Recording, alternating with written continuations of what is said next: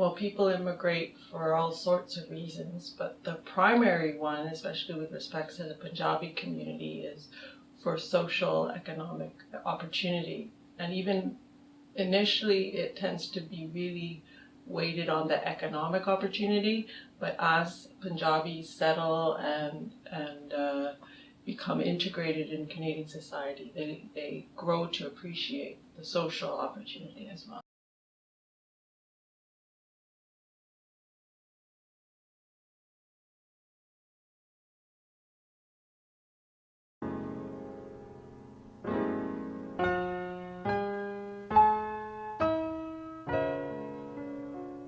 मेरा नाम इंदर कौर सिद्धू है।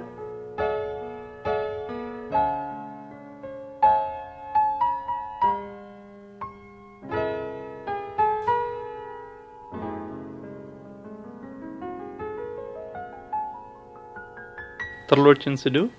Are you ready? Yes.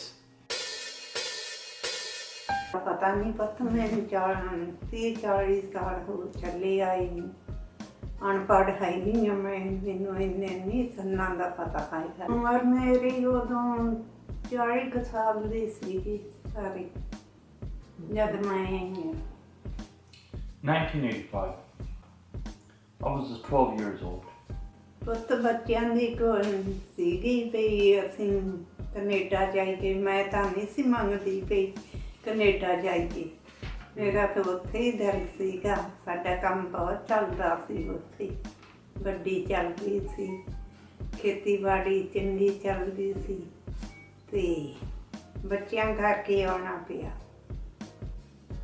ਸੋਚ ਬਸ ਆਹੀ ਸੀ ਵੀ ਅਨਪੜ੍ਹ ਹੈਗੀਆਂ ਜਾ ਕੇ ਵੇਰੀਆਂ ਹੀ ਤੋੜਨੀਆਂ ਨੇ ਪਹਿਲਾਂ ਤਾਂ ਡਰ ਜਿਹਾ ਲੱਗਦਾ ਸੀ ਵੀ ਪਤਾ ਨਹੀਂ ਉੱਥੇ ਕਿਵੇਂ ਹੋਣਾ ਕਿਵੇਂ ਨਹੀਂ ਜਦ ਇੱਥੇ ਆਏ ਸੀਗੇ ਪਤਾ ਲੱਗ ਗਿਆ ਸੀ ਵੀ ਇੱਥੇ ਆਹ ਕੰਮ ਕਰਨਾ ਪੈਣਾ ਤਾਂ ਜਾ ਕੇ ਪੈਸੇ ਬਣਨੇ ਆ ਨਹੀਂ ਤਾਂ ਪੈਸੇ ਨਹੀਂ ਬਣਨੇ ਜਾਣੀ ਆਏ ਸੀ ਲੱਗਦਾ ਵੀ ਇਹ ਤਾਂ ਬਹੁਤ ਚੰਗੀ ਆ ਇੰਡੀਆ ਨਾਲ ਬਹੁਤ ਚੰਗੀ ਮਾਹੌਲ ਆ ਇੱਥੇ Well, brighter future basically. I was too young to have any goals or anything like that, but just looking forward to a brighter future. I heard it was a clean place, clean and safe place. And mountains, I heard about, especially about West Coast here in Vancouver. Mountains and lakes, rivers and so on. I was trying to imagine what would it look like. ਪਹਿਲੀ ਦਫਾ ਖਾਧਾ ਸੀ pizza ਮੰਗਾਇਆ ਸੀ ਉਹ ਖਾਧਾ ਸੀ ਠੀਕ ਲੱਗਾ ਸੀ It's a good question. It's very hard to tell. Now, I'm not sure. Probably, I never thought of that. Might be something to do with the fast food, maybe burgers, or it could be a pizza kind of thing. ਇੱਥੇ ਮੈਂ ਆ ਕੇ ਕੀਤਾ ਬੇਰੀਆਂ ਦਾ ਕੰਮ ਬੇਰੀਆਂ ਤੋੜ ਕੇ ਤੇ ਫਿਰ ਆਪਣੀ government ਦੀਆਂ ਕੋਟੀਆਂ ਬਣਾਉਂਦੀ ਸੀ ਉੱਤੇ ਸਟੈਂਪ ਲੱਗਦੀ ਸੀ ਆਪਣੀ Canada the Went to school. I did work here part-time afterwards, helping parents out. You know, they were picking berries in farms. They couldn't get any decent job. Back then, it was hard to get jobs. When I was in school, our focus was to study hard and and get a better job, a better paying job. And in school, my goal was to be a heavy-duty mechanic or certified mechanic. While I was in school, I worked in farm, so on the weekends and holidays. So for me, going on holidays, taking time off, going to beaches, it was not the thing. If I had 2 or 3 days off, I would be looking for work where I can make some extra money so we can pay our bills and bring a food to the table. Well, I couldn't really pursue with my goal of being a mechanic because I had to go to a post-secondary education for that or attending BCIT. We were kind of family needed financial assistance, so I started working full time. And the job I was getting, I started driving a truck, so it was a better paying job. So when you actually did the calculations, what I'm gonna make becoming a mechanic and what I was making at the time driving a truck was not a whole lot of difference. Of course, mechanic would have been long term, but we had to same time look at the short term goals too, what we needed at the time. So I didn't pursue my career in mechanic. I actually started driving a truck. Okay.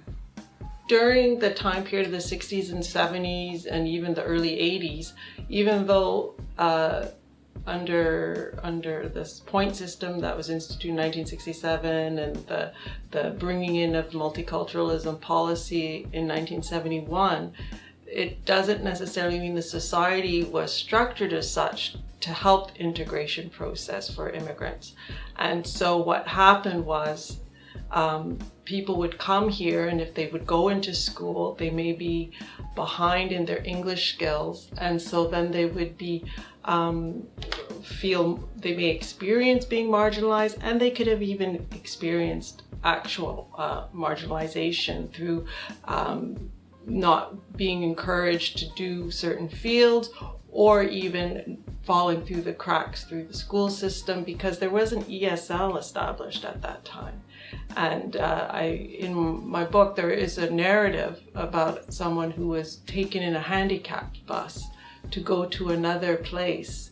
All the immigrants were grouped together, all the immigrant children, to go and do an English class that was a lot lower from the level that they were, their grade at that time, and it was very humiliating for them. So ESL wasn't established at that time either. And so it was very easy for students to feel alienated and marginalized because of the language barrier. ਪੰਜਾਬੀਆਂ ਨਾਲ ਕੀਤੀਆਂ, ਗੋਰਿਆਂ ਨਾਲ ਕੋਈ ਨਹੀਂ ਕੀਤੀ। Hello slow ਹੀ ਹੁੰਦੀ ਸੀ ਗੋਰਿਆਂ ਨਾਲ ਤਾਂ। ਨਹੀਂ ਕੋਈ ਨਹੀਂ ਸੀ ਲੱਗਾ, ਜੇ ਕੋਈ ਬੋਲਾਉਂਦਾ ਸੀਗਾ ਤੇ ਉਵੇਂ ਉਹਨਾਂ ਨਾਲ ਬੋਲ ਪਈਦਾ ਸੀਗਾ, ਪੰਜਾਬੀ ਨਾਲ ਪੰਜਾਬੀ। ਗੋਰਿਆਂ ਨਾਲ ਤਾਂ ਹਲੋ ਹੀ ਹੁੰਦੀ ਸੀ ਜੀ, ਕੋਈ ਬੋਲੀ ਆਉਂਦੀ ਨਹੀਂ ਸੀ, ਗੋਰਿਆਂ ਨਾਲ ਕੀ ਬੋਲਣਾ ਸੀ। Well, in school we faced quite a bit racism issues. I noticed back then people were immigrating into British Columbia, but it was all like in two patches. It wasn't the community was all over the place. And there were small patches where it was kind of normal, and other sites where it was more Caucasians. I couldn't blend into them, not speaking the language properly or having friends and stuff. So I was missing out on a lot of the conversation they were having. So that kind of put me into a spot where they were making fun of me or fun of the other students that came from overseas, immigrated into Canada. Back then I was also had a long hair, so and I was tying up my hair is up top with a little turban. So people would come and when they were discriminating, they would put juice or stuff like that into my hairs. So they were actually kind of attacking me how I looked and on a religion part of thing. You know, they were calling us Pakis and all that. It was a pretty common word back then. You know, it doesn't matter. They didn't know who Paki was or whatever. They were just calling us Pakis and just bullying, basically. That's what I felt.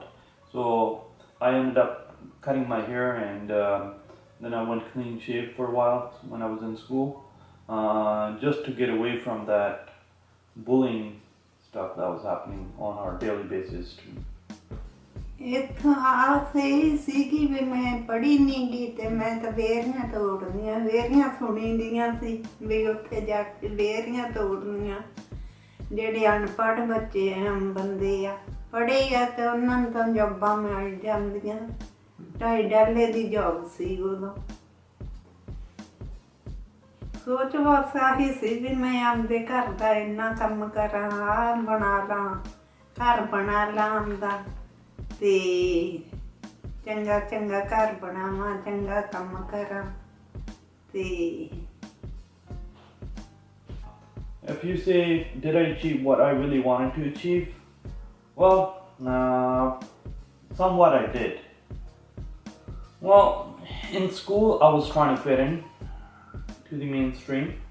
So like I said, I cut my hair, then I was clean shaved, so I was kind of fitting in. But what I noticed, it doesn't really matter what you look like. I feel right now, what I look like, I'm proud of it, and this is my identity. Now for me, being a salesperson and selling homes, I can stand out of the mainstream, so people will remember me. Where being blended into the other mainstream community, people will forget you. Now if somebody sees my face and they see that on the road, on the sign, they'll probably remember me more than comparably to the other people. I think anything people do out there is important to certain people. So for me to give out my voice is I'm kind of giving out my experience. Maybe somebody can go ahead and see what kind of problems we're facing, so they may go back and change that in time or in future for the coming generations, so people will not face the same problems. ਘਰ ਦੀ ਕਹਾਣੀ ਦੱਸਣ ਦੀ ਕਿਸੇ ਨੂੰ ਕੋਈ ਲੋੜ ਨਹੀਂ। ਕਾਹਤੋਂ? ਹਾਂ, ਉਹ ਆਪਦੇ ਪਰਦੇ ਦੀ ਗੱਲ ਹੁੰਦੀ ਹੈ। ਬੰਦਿਆਂ ਦੇ ਵਿੱਚ ਬੁੱਢੀ ਬੋਲਦੀ ਨਹੀਂ, ਬੰਦੇ ਹੀ ਗੱਲਾਂ ਕਰਦੇ ਆ। ਜੇ ਬੁੱਢੀਆਂ ਹੁੰਦੀਆਂ ਇਕੱਠੀਆਂ ਤਾਂ ਬੁੱਢੀ ਨਾਲ ਬੁੱਢੀ ਗੱਲ ਕਰ ਲੈਂਦੀ ਆ, ਨਹੀਂ ਕੋਈ ਲੋੜ ਨਹੀਂ। I don't know where it comes from, but it's just part of my nature that it's important to always give a voice to the voiceless. I think Canadian society, for the most part, is set up that people do have a venue to voice. But however, immigrants who may come here may have a problem with the language skills. They may not be able to voice in that context. Traditionally, people in Punjab, they look up to the people who can read and write and think that they don't have anything to offer, but actually they have a lot to offer. And you have to even maybe enlighten them on that they have their oral stories to enlighten people. It's just a different kind of knowledge.